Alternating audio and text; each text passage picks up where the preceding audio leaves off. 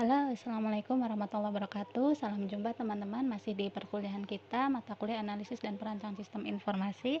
Pada pertemuan ke-13 ini kita akan membahas tentang kelas diagram. Oke, kita lanjutkan teman-teman. Kemarin kita sudah membahas overview ini, keterhubungan bahwa dalam UML itu ada beberapa diagram yang semuanya itu sebenarnya saling berhubungan.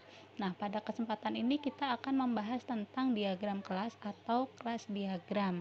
Nah, apa sih itu kelas diagram? Kelas diagram ini untuk memodelkan kelas, atribut dan juga operasi ya. Jadi ini sangat berguna. Kenapa sangat berguna? Karena ini akan memetakan struktur sistemnya ke dalam bentuk yang mudah kita pahami ya. Untuk apa aja? Untuk kebutuhan kelas-kelas yang akan dibangun, kemudian hubungan-hubungan yang ada di dalamnya, kemudian ada pewarisan, asosiasi, dan lain sebagainya. Kenapa ada pewarisan dan asosiasi? Karena UML ini termasuk salah satu OOP ya, untuk perancangan Object Oriented Programming ya. Nah, apa manfaatnya dengan kita membuat kelas diagram? Ini akan menggambarkan suatu model data dari sebuah sistem informasi ya, sehingga nantinya dalam perancangannya itu akan memudahkan tim untuk memodelkan dari sistem informasinya ya. Jadi nantinya akan diketahui kebutuhan spesifik atas informasi yang diperlukan dalam sistem tersebut. Kemudian apa saja yang dibutuhkan oleh suatu program ya. Ini akan menggambarkan implementasinya ya dari sebuah sistem informasi tersebut ya. Jadi dengan pembuatan kelas diagram itu sistem kita sudah mulai terbayang ya, kira-kira dalam satu form itu akan ada operasi apa saja gitu ya.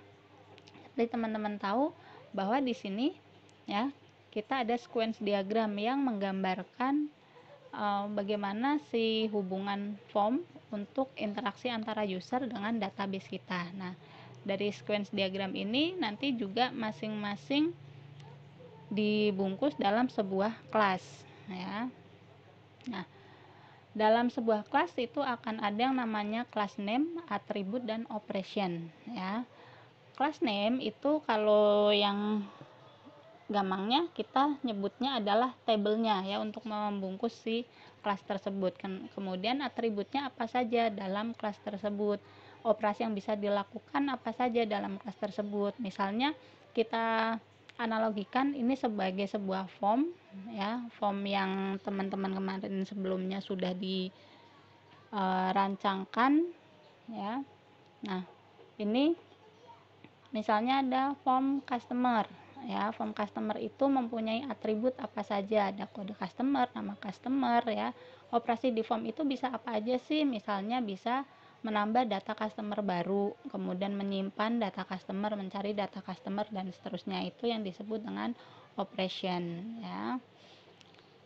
Oke, selanjutnya untuk visibilitas ya. Visibilitas di sini ada private, protected, public, dan package. Apabila bersifat public berarti dia dapat diakses oleh kelas yang lain ya. Bagian pokok dari kelas ini ada 3, yaitu yang bagian atas itu tadi adalah nama kelasnya, kemudian atributnya, dan juga di sini adalah operasinya ya. Nah, oke. Struktur dari kelas ada yang berupa main class atau kelas utama, kemudian ada yang berupa view, ada yang sebagai controller ya, dan juga kelas yang diambil dari pendefinisian sebuah data. Contoh di sini ini adalah main kelasnya ya. Kita punya kelas antarmuka, kelas simpanan, dan kelas pegawai. Kelas antarmuka itu kita punya form apa aja sih gitu ya, seperti di menu utama misalnya. Nah, ini masing-masing form ini akan membuat kelas sendiri lagi ya. Misalnya di sini contohnya simpanan. Simpanan itu akan dibuatkan kelas tersendiri lagi dengan dia atribut yang berbeda ya. Kalau di sini adalah tadi operasi atau metode yang bisa dilakukan pada kelas tersebut. Ada kelas simpanan, ada kelas pegawai ya, misalnya itu bagian dari kelas antarmuka. Nah, kelas antarmuka itu bagian dari main kelas.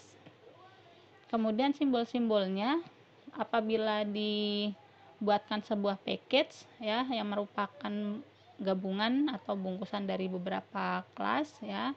Apabila tidak dibuatkan package, ini biasanya kalau untuk sistem informasi yang cukup kompleks ya, maka dibuatkan package-package atau modul-modul tersendiri supaya akan lebih mudah dalam pengoperasian dari sistem informasi tersebut apabila nantinya dilakukan pengembangan sistem informasi gitu ya. Nah, kelas ini adalah kelas pada struktur sistemnya, kemudian ada interface ya, ada asosiasi ya. Di sini ada istilah multiplicity atau seperti kalau di kita kemarin tuh ada IRD ya, nanti teman-teman akan lihat. Jadi hanya penamaannya aja yang berbeda karena ini di diagram kelas, maka di sini ada istilah multiplicity ya. Ini ada asosiasi. Asosiasi ada yang direct association, ada general association. Kalau direct association berarti ini digunakan oleh kelas yang lain yang juga biasanya ada multiplicity-nya. Kalau generalisasi berarti mungkin kita punya satu kelas yang mana dia merupakan generalisasi dari subkelas yang berbeda namun bisa disatukan ya secara umumnya ya. Misalnya dalam transaksi itu ada transaksi, kalau di perpustakaan biasanya transaksi peminjaman dan transaksi pengembalian misal ya. Nah, transaksi itu merupakan adalah kelas yang utamanya untuk generalisasi, kemudian subkelas di bawahnya adalah peminjaman dan pengembalian gitu ya. Kemudian ada aggregation atau agregasi, ini yang memaknakan bahwa kelas ini menjadi bagian dari kelas yang lain ya. Misalnya kalau di perpustakaan gitu ya, ada bagian agregasinya itu ketika meminjam itu akan berhubungan dengan data buku, atau buku itu punya kelas lagi yang kita definisikan dengan disimpan di rak mana, nah gitu ya. Kemudian adanya dependensi juga bisa, ini ketergantungan antar kelas. Nah, hubungan antar kelas atau association itu ada istilah multiplicity ya. Multiplicity ini kalau kemarin di RD adalah degree-nya ya, jadi ada one to many, many to many, dan lain sebagainya ya. Contohnya di sini adalah student melakukan studi pada sebuah college atau kampus universitas ya. Jadi dalam satu universitas memiliki banyak student yang melakukan studi gitu ya. Kemudian di sini ada generalisasi. Nah, kalau tadi Ibu menyampaikan contohnya, misal di sini ada transaksi, kemudian di sini ada transaksi peminjaman dan pengembalian, itu artinya subkelas di bawahnya itu generalisasinya adalah ke yang atasnya. Nah, kalau yang ini contohnya adalah customer. Customer misalnya disubkan menjadi ada yang corporate customer ya, ada yang personal. Jadi ada yang customer berdasarkan institusi atau per institusi, dan ada yang customer pribadi ya atau masing-masing. Jadi ini digeneralisasikan sebagai sebuah kelas customer gitu. Kemudian ada agregasi, artinya adalah bagian dari baik sebagian maupun keseluruhan. Contoh di sini ada kelas club, kemudian ada kelas person.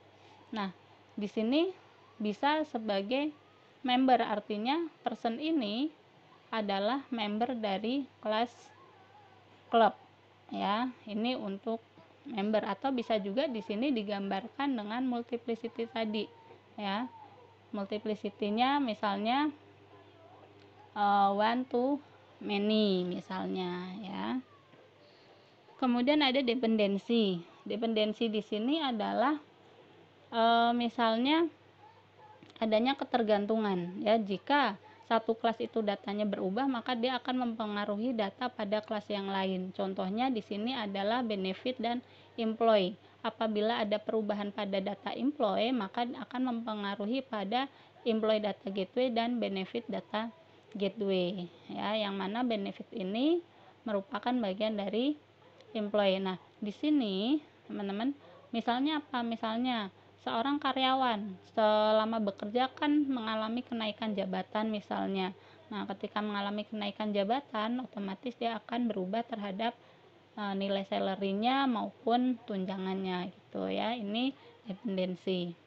Kemudian ini apabila digambarkan dalam bentuk masing-masing kelasnya ya. Di sini ada contoh association ya, ini ada order, ada customer. Ini tadi bahwa order itu bergantung terhadap customer juga ya. Jadi yang bisa melakukan order siapa sih? Yang bisa melakukan order itu adalah sebagai customer ya. Di sini multiplicity-nya adalah many to one. Oke, ini adalah contoh dari kelas diagram sistem informasi yang persediaan ATK. Ini dipotong sedikit supaya lebih terlihat jelas ya. Teman-teman bisa melihat di sini contohnya kita punya kelas detail order, kemudian order barang, penerimaan, dan user login. Masing-masing kelas terdiri dari 3 bagian, yaitu ada class name, atribut, dan operation ya. Ini class name-nya detail order, atributnya punya nomor order, kode barang, quantity, dan sebagainya ya. Kemudian operasinya ada bisa create, bisa edit, misalnya kalau bisa baca juga berarti read. Ini boleh bahasa Indonesia atau bahasa Inggris, tapi biasanya sih untuk lebih mudahkan bahasa Inggris ya. Misalnya save ya, delete, dan lain sebagainya. Nah, kita juga punya kelas order barang. Di sini order barang itu punya beberapa atribut ya. Nah, untuk detail merupakan kan bagian dari order barang ya, karena di sini kemarin kalau IRD itu ini adalah foreign yang primerinya itu ada di order, maka menu-nya ada di bagian detail order. Begitu juga untuk yang lainnya ya, sama ya. Jadi ini multiplicity-nya. Di sini juga teman-teman bisa menuliskannya, misalnya ambil data gitu ya. Jadi order barang, ambil datanya untuk detail ordernya gitu ya. Atau ketika order barang itu berpengaruh sama kelas penerimaan, atau untuk melakukan order barang itu harus login dahulu gitu ya. Nah, ini gambaran lengkapnya secara keseluruhan telah Ibu lampirkan. Kalau di UML-nya sendiri teman-teman kurang lebih seperti ini ya. Sekali lagi, dalam pembuatan diagram itu tidak harus tersusun mutlak ya, artinya disesuaikan dengan kebutuhan untuk kita mempermudah membacanya gitu ya. Misalnya di sini user harus melakukan login ya untuk melakukan order barang, karena kan ini untuk di penerimaan ATK ya. Kemarin kita punya beberapa aktor. Nah, ini aktornya melakukan order barang, hubungannya dengan supplier. Ketika barangnya sudah datang, nanti masuk ke dalam penerimaan ya. Si bukti penerimaannya itu ditulis ya, nomor penerimaannya berapa, detailnya apa saja ya. Barang pun demikian ya, nomor order berapa, isi barangnya nanti apa saja. Nah, barang ini punya kelas merek dan warna seperti pada IRD kita kemarin ya. Nah, utamanya dari sistem persediaan barang ini adalah penerimaan dan permintaan ya. Jadi penerimaan itu hubungannya dengan barang yang kita terima dari supplier ya untuk mengisi stok kita, sedangkan permintaan itu adalah yang dilakukan oleh departemen maupun oleh karyawan. Di sini karyawan tidak ada di departemen karena permintaannya bisa dilakukan oleh karyawan maupun oleh perwakilan atas nama departemen ya. Jika ada permintaan berhubungan sama pengeluaran. Nah, pengeluaran pasti ada detailnya gitu ya, karena satu nomor pengeluaran bisa jadi ada beberapa detailnya ya gitu. Demikian teman-teman, semoga dapat menjadi lebih pemahaman tentang pembuatan kelas ini. Ini adalah contoh yang dalam bentuk UML-nya ya. Jadi mudah-mudahan teman-teman semuanya bisa memahami. Terima kasih atas perhatiannya.